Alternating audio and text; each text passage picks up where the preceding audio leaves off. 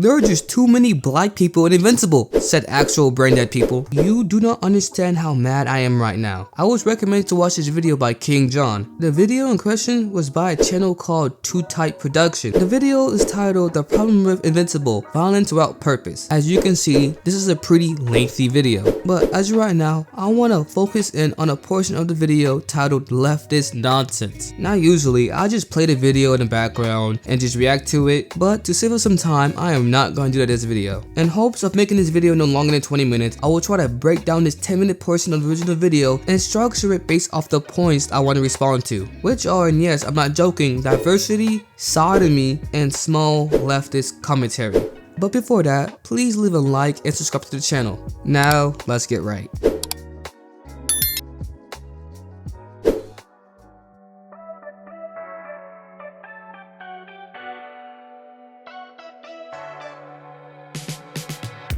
One of the main points within this video is that one of the things that I noticed that was super distracting is that there are comical levels of diversity. Wait, did I hear you right? Apparently there's too much diversity within Invincible to the point that it's distracting. Yo chat, what the fuck does that even mean? They go on to complain that the show has a perfect racial split, not among the core cast, but the background characters. Because God forbid a background character, someone with no name, no real purpose to the plot, be anything but white. Upon hearing this, I was like, why does this even matter? How is this an issue? On paper, it doesn't make any sense. And in execution, you barely notice it unless you're specifically looking for it. No normal person who watches Invincible thinks, oh, there's too many Mexicans and black people for my liking. Keep in mind, these are just pan shots. The show doesn't even acknowledge them. Why? Because that's normal. It's normal to go outside and see people of different race and ethnicities and background, especially in America. You know, the melting pot? I mean, that's what I learned in school, but apparently school isn't for everybody. Anyway, they go on to show clips of this forced diversity crowd, and this is where I start cooking. Well, it's not especially state where the show Invincible takes place within America. It's best to assume that the courses of events takes place somewhere in Illinois, judging off of the fact that Chicago is a main point of interest within the show, and that Mark goes to Upstate University that is also based within Chicago. So yeah, Illinois, especially Chicago, Illinois, is a constant location within the show. And if you know anything about Chicago, they're totally not known for having a deep history tied to black American culture, right? 63rd, Old Block, the war in Iraq, like, what am I talking about? Just look at the Chicago population divided by race. Surely it has to be all white. Wait a minute, you're telling me that Chicago isn't 95 to 100% white? No. This gotta be some rogue, liberal, left-wing nonsense. As we all know, we can't possibly trust the internet right now. It got taken over by the radical left a long time ago. So let's take a look at an earlier record of Chicago's population. Let's go back to the good year of, the 2000s. Wait, it says here that New York has the largest number of people reporting as black, with about 2.3 million, followed by Chicago at 1.1 million, and Detroit, Philadelphia, and Houston, which have between 500,000 to 1 million each. That can only mean one thing: black people really do exist? They do exist.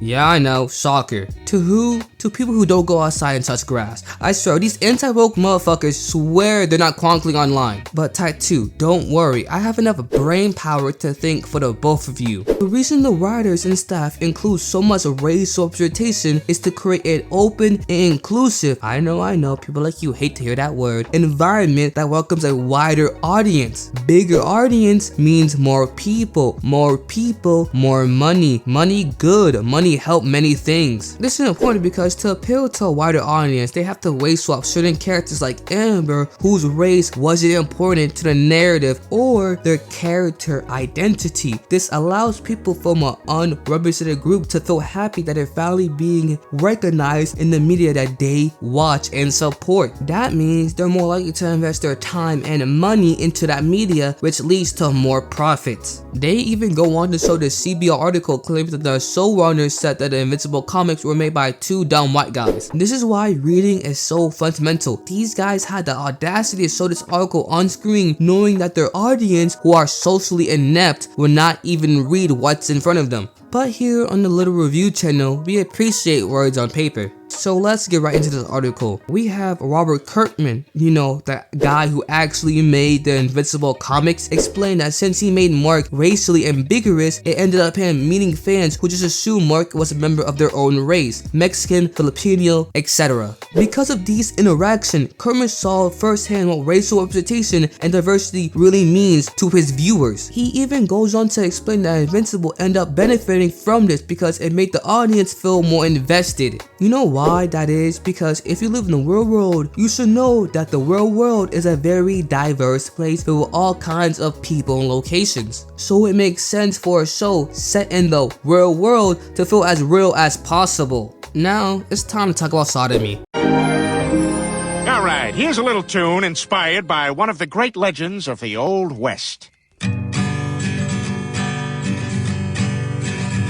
Well, there once were two cowboys all alone out on the trail, and they discovered they could sleep with another male. Now they're having gay sex. Cowboy gay sex. Sodomy. Come on, everybody. Sodomy. Sodomy.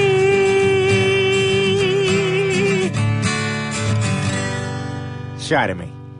Another point that Type 2 brought up is that sodomy saves the day. And if you don't know what sodomy is, we watched the clip I just played. But it's still on track, this point is inherently homophobic. And I know me saying that word might make you guys cry, so let's keep moving forward. What they were referring to is in the episode where Sinclair was kidnapping college students to turn into Reanimen. They were mad that Rillian was able to remind his boyfriend Wig, who was turned into one of these cyborg monsters, of his humanity by appealing to his emotion. This is important because we see that Sinclair realized that his creations can remember their human lives. So because of that, he now is no better, which leads him to remove the part of Rick's brain that's responsible for memories and emotions. The criticism is that it's bad writing, how the show lets Rick regain his humanity through Rillian reminding him about the time they did the birds and the bees. Or more like the birds and the birds.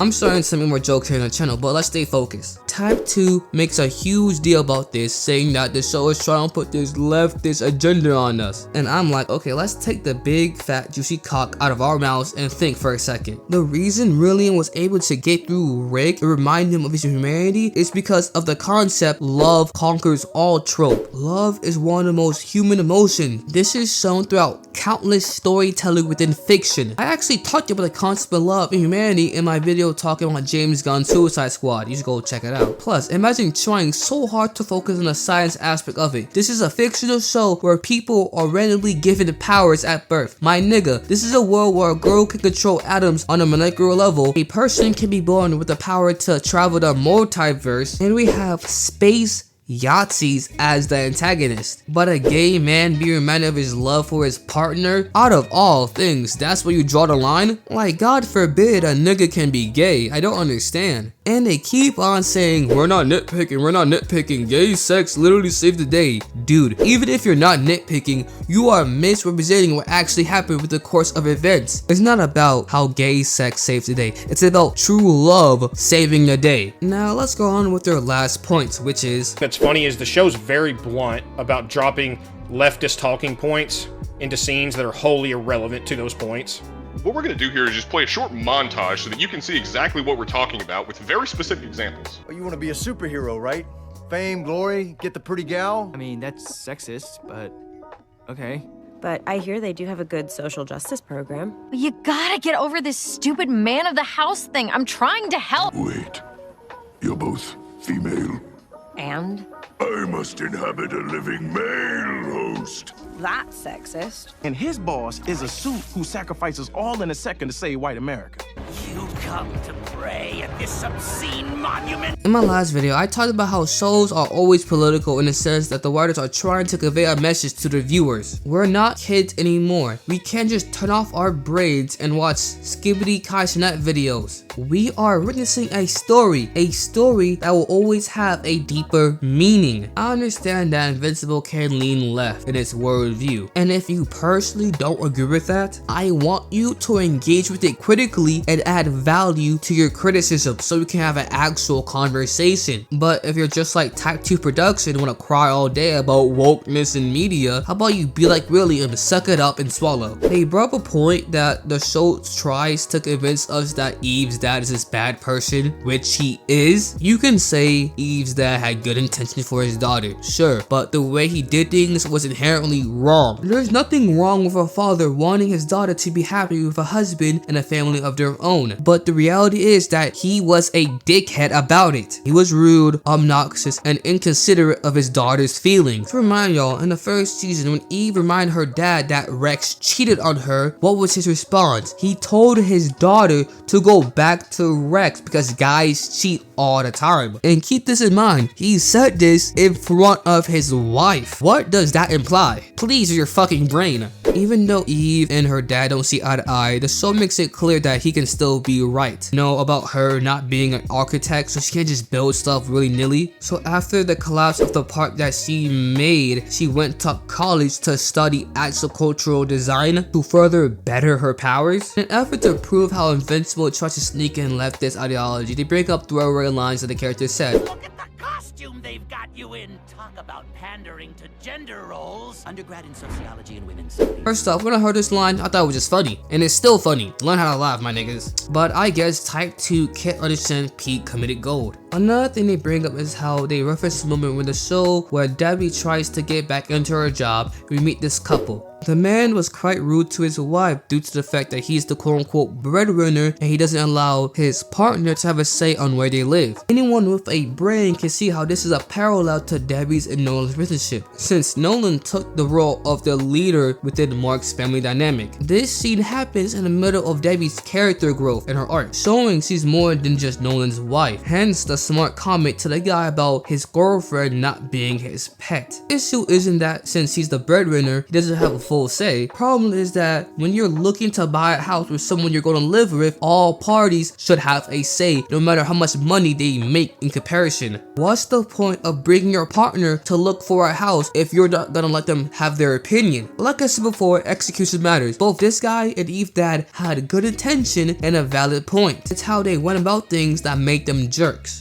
Once again, we're reaching the end of the video, so here are my final thoughts. This was an abomination of a video. By far the worst Invincible take I've seen on this platform so far. And keep in mind, I only talked about a small portion of their video. I could have talked about the horrendous takes on the writing of season 1 and 2, but we'd be here all day if I would have done that. So I just reacted to the part that matters most to me. And since y'all made it this far, comment the word Type 2. With enough said, I am not going to listen to some losers who can only jerk off with their left hand because they can't do anything right. I'm your host, Take It, and we do a little reviewing around here. Peace out. Invincible has too many good black people. Again, it's very much on the nose for current day Hollywood. Did not like that. Took a couple of points off the score for me personally.